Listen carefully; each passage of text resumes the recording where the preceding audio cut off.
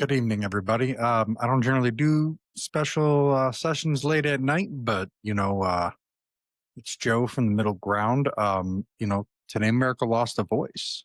Whether you agree with him or not, um, he made an impact on a lot of people, and he was good to a lot of people. Charlie Kirk, he founded Turning Point USA. He was assassinated while speaking at Utah Valley. He's just 31. He has a wife, two kids.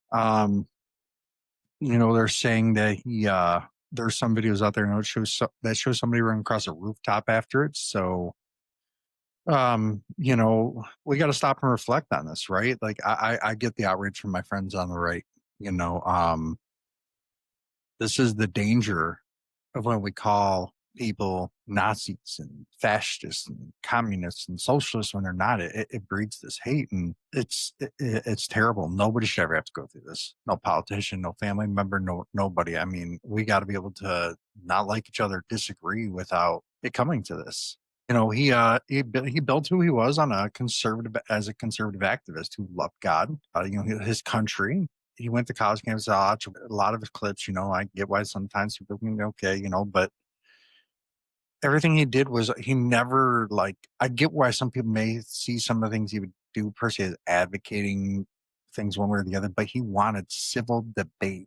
Sometimes things are, we don't have to like someone, but beyond politics, he was a husband, father. He leaves behind a wife and two kids. I lost my father in my 20s. Obviously, a lot of them was two young kids, but man, that's just that's hard.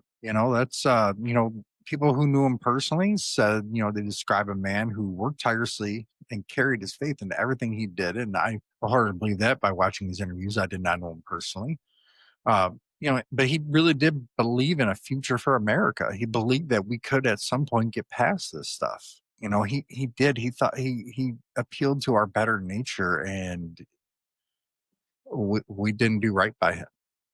It happened at 12:10 local time there. He was on his comeback tour, and they did arrest the assailant, but as of this recording, I have not heard anything about it beyond that.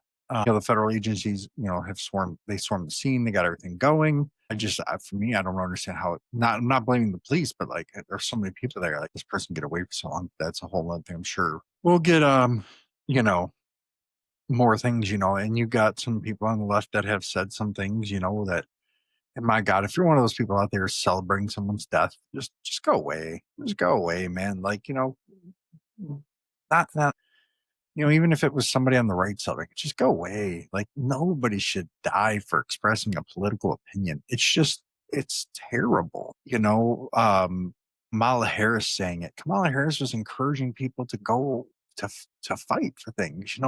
They wanted to be roadblocks. They wanted these things. I know she personally did no, but a lot of these things, like when you're calling people a Nazi, a lot of people have very negative feelings naturally about the Nazis.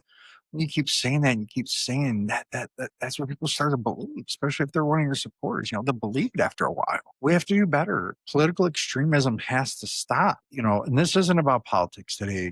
This is about Charlie. Like, that's Charlie Kirk. Let's make sure that that's what this is about. The president, the vice president, everybody's kind of, said their condolences. Charlie was 31 years old. He leaves behind a wife, children, a movement that touched a lot of people. His legacy was to passionately debate. Well, hopefully his death will remind us that the stakes are high. They're high, and they're too high to let hate win. Civil disagreement, not violence, is the way forward.